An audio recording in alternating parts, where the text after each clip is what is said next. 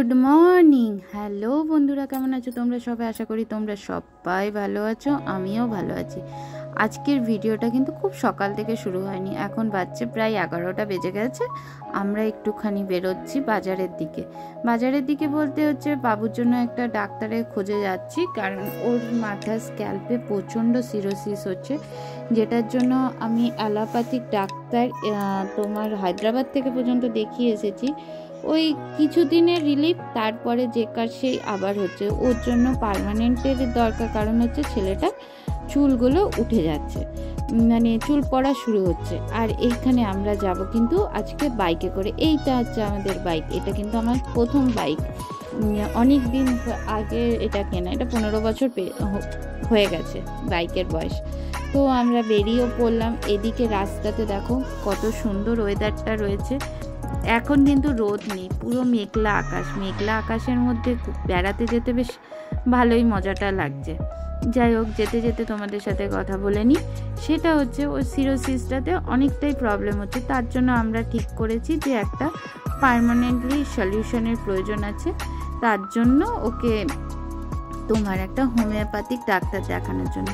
দেখো, homeopathic doctor অনেক জায়গায় অনেকেই আছে, কিন্তু একটা প্রপার ভালো ডাক্তারটা না পাওয়াটা খুব কষ্টকর। তাই জন্য এইখানে একজনের অ্যাড্রেস দিয়েছে, তো সেইখানেই যাচ্ছি। সেটা হচ্ছে মামলা বাজারের ওইখানে। যাই হোক, যেতে যেতেই তোমাদের সাথে দেখিয়ে দেবো কোন দিকটা দিয়ে যাচ্ছি, যাতে তোমাদের যদি কারোর কোনো হোমিওপ্যাথিকের জন্য কোনো দরকার লাগে তো তোমরা মামরা বাজারের এই সাইডে এলে কিন্তু পেয়ে যাবে ডাক্তারের খোঁজটা। ডাক্তারের বাড়িটা কিন্তু একটু ভিতর দিকে, মামরা বাজারে কিন্তু ভিতরের যে ঘোষ মেডিকেল হলটা আছে ওইখানে নয়, এটা কিন্তু একজনের বাড়িতে, ওটা ওনারই বাড়ি, এখানেই বসে। তো যে ওর ওইটার জন্য গেছিলাম, কিন্তু মঙ্গলবার হচ্ছে ক্লোজ থাকে ডাক্তারের চেম্বারটা, ওটা মঙ্গলবার ছাড়া সব দিনই খোলা। তো আমরা ফোন নাম্বারটাকে নিয়ে এসেছি, ফোন করে তারপরে একদিন অ্যাপয়েন্টমেন্ট নিয়ে নেবো, ওনার অ্যাপয়েন্টমেন্ট নিয়ে যেতে হয়। যাই হোক, এত সুন্দর ওয়েদারটা করেছে, হালকা টিপ টিপ বৃষ্টি পড়ছে, সেই বৃষ্টির মধ্যে বাইকে করে ঘুরে বেরোনোটা সত্যি আমার সব থেকে বেশি মজা লাগে। তো আমি ওই জন্য না, অনেকে বলে যে 4 চাকায় যাও বা টোটো অটো করে যাও, না, আমার বাইক জিন্দাবাদ। আমি বাইকে করে বেশ যাব, হালকা হালকা বৃষ্টি পড়বে। এখন ইদানিং না আমি প্রচুর ভিজছি। এই দেখো, এই রাস্তাটা দিয়ে ঘুরে, যেখানটাতে তোমার মামরা বাজারের যে শীতলা মায়ের মন্দিরটা আছে, যেতে মানে ফুলজোর থেকে মামরার দিকে যাওয়ার যে রাস্তাটার মধ্যে দেখবে একটা শীতলা মায়ের মন্দির আছে, ওই শীতলা মায়ের মন্দিরের গা দিয়ে যে রাস্তাটা সোজা চলে যাচ্ছে মানে মামরা গ্রামের দিকে, সেই রাস্তাটা ধরে সোজা গেলেই পাওয়া যাবে ওনার বাড়িটা। তো এখানটাতে তো বেশ মানে রাস্তার দুধারটাতে তো ভালোই বাড়ি ঘর, অনেক যেন মন্দিরও রয়েছে এখানটায়। আমি কোনোদিন এই সাইডটা আসিনি, ফার্স্ট টাইম এলাম, কিন্তু এসে এত ভালো লাগছে জায়গাটাতে ঘুরতে, বেশ মজাই পেলাম। যাই হোক, আর হচ্ছে আর একটা কাজ করতে গেছি, সেটা হচ্ছে অ্যাকোয়ারিয়ামের জন্য ছোট ছোট কিছু সদস্যদের আনতে। এ দেখো, এদিকটা দিয়ে গেলে কি পার্টটা যেন লেখা আছে, ওই পার্টটা দিয়ে সোজা গেলে এই যে বাঁ হাতের যে ঘরটা দেখা যাচ্ছে, এই ঘরটাই, ডান হাতে যে ঘরটা দেখা যাবে ওই ঘরটাই হচ্ছে ওনার ঘর। যাই হোক, আমরা মোটামুটি আগিয়ে চলে গেছিলাম, তারপর আবার ব্যাকে এসেছি, দিয়ে সেই ঘরটাতেই দেখালাম। ঠিক আছে, আমরা অলরেডি আরেকটু আগিয়ে গিয়ে চলে গেছি। ডক্টর নাগেশ্বর সিং, উনি একজন ভালো নামকরা বলছেন নাকি এখানকার ডাক্তার। আর এইটা হচ্ছে আমাদের মামরা বাজার। যথারীতি 12টার মধ্যে এত ফাঁকা হয়ে যাবে বুঝতে পারিনি। হ্যাঁ, ফাঁকা এই কারণেই হচ্ছে, এখানে দোকানপাট ভাঙাভুঙির কাজ চলছে। এইটাই তো বুঝতে পারি না, মানুষের যে কষ্ট করে এত দোকান করে মানুষের নিজের রুজি রোজগারের ব্যবস্থা করছে, আর আমাদের সেই দোকানগুলোই ভেঙে দিচ্ছে। মানুষ কি করে খাবে, কোথায় দোকান করবে, আবার এটার জন্যই হচ্ছে সমস্যা। আমি প্রথমে বুঝতে পারিনি, এটা পরে দেখলাম কিনা এখানে এই ঘটনাটা ঘটছে। দেখো, পুলিশ গাড়ি দাঁড়িয়ে আছে। এখানে এসেছিলাম বলতে, আমার মায়ের জন্য পায়ে ব্যথার একটা ওষুধ আছে, যেটা জানো না, যে কোনো জায়গাতে হোমিওপ্যাথিক হলে যাও না কেন, এক একটা জায়গায় এক একটা দাম নিচ্ছে। আমি বুঝতে পারছি না ওষুধটার দামটা এতটা হেরফের। কোথাও দেখছি 40 টাকা বেশি, কোথাও দেখছি 30 টাকা বেশি, কোথাও 40 টাকা কম। আমি তো বুঝে উঠতে পারছি না ওষুধের এত রকমারি দাম হয় কি করে।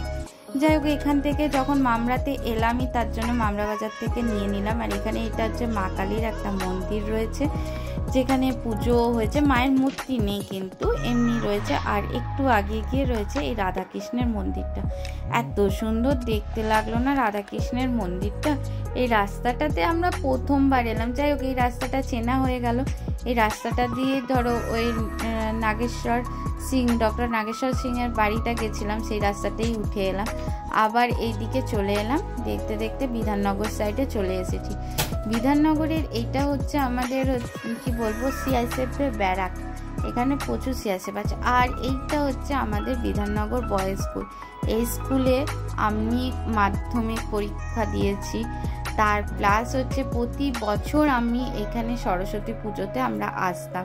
স্কুলে গিয়ে এখান থেকে নেমন্তন্ন করতো, আমরা সেই এখান থেকে এসে এখানে আমরা কিছুক্ষণ টাইম স্পেন্ড করে তারপর চলে। এখানে অনেক আমার বন্ধুরা পড়তো, বন্ধুরা ছিল, দাদারা ছিল, অনেকে ছিল। আমার তো সবাই বন্ধু, দাদারাও আমার বন্ধু হয়ে যায়, তো কি আর করবো। আর এসছি এখানের এই মাছের দোকানটা, দেখো কত সুন্দর সুন্দর ছোট্ট ছোট্ট মাছ আছে। মাছগুলো দেখলেও না মনটা যেন কেমন ভরে যায়।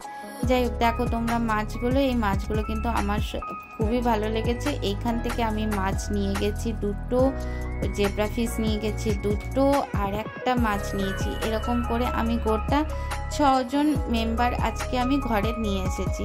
যাই হোক, তোমাদের সাথে এই মাছগুলো শেয়ার করতে ভালো লাগছে। এনার কাছে জানো তো মাছ নিতে আমার খুবই ভালো লাগে। এনার মাছের দামও সুন্দর থাকে, দামটাও যেরকম থাকে রিজনেবল, তেমন হচ্ছে মাছের কালেকশনও প্রচুর আছে। দেখো এইগুলো আমি নতুন মাছগুলো দেখলাম, দেখতেও বেশ ভালো লাগছে। এইখানে যে পুঁটি মাছের মতো দেখতে লাগছে শার্টটা, ওইটা নিয়েছি জোড়া। মানে 6 জন আজকে নতুন মেম্বার আমার ঘরে এলো, দেখতে তাদেরকে এবার যত্ন সহকারে। আর তার সাথে নিয়েছি, আমার তো ঘরে মানে অরিজিনাল গাছ আছে, রিয়েল গাছ আছে, তো গাছগুলো না মানে শুকিয়ে যাচ্ছে। আমি জানতাম না গাছেরও তোমার প্রোটিন দিতে হয় একদিন ছাড়া ছাড়া। সেই গাছের ওই প্রোটিনগুলো দিলাম। এই দেখো কি কিউট দেখতে না মাছগুলো, মনে হচ্ছে চটকে মাছগুলোকে।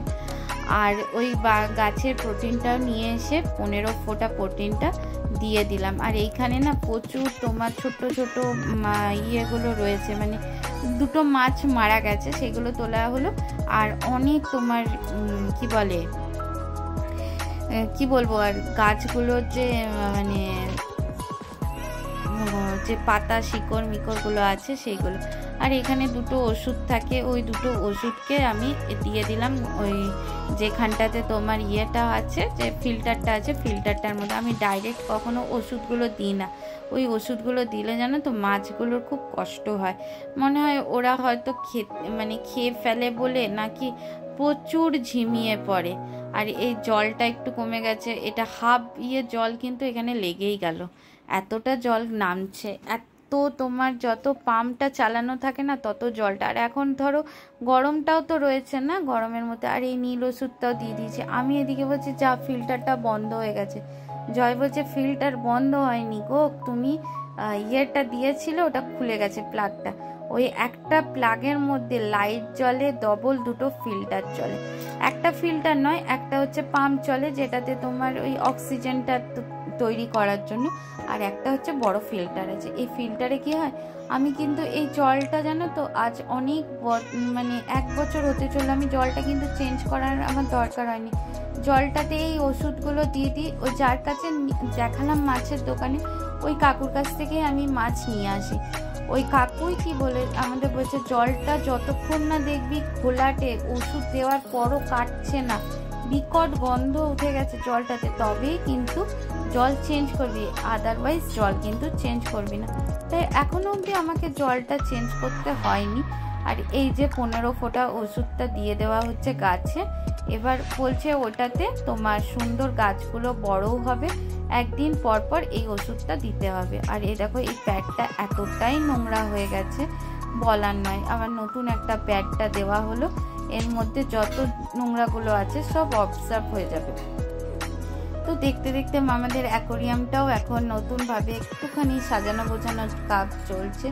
দেখো, মাছ থাকলে তো নয়, মাছকে সেরকমভাবে তোমাকে পরিষ্কার পরিচ্ছন্ন পরিষেবাও তাকে দিতে হবে।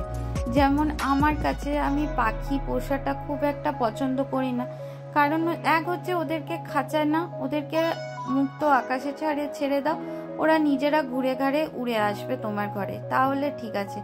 কিন্তু তুমি পাখিকে ওই ছোট্ট খাঁচার মধ্যে বন্ধ করে রাখবে, ওরা বেচারা উঠতেও পারে না, কিছুই না, ওইটা আমার দেখলে খুব কষ্ট লাগে। তাই জন্য আমি না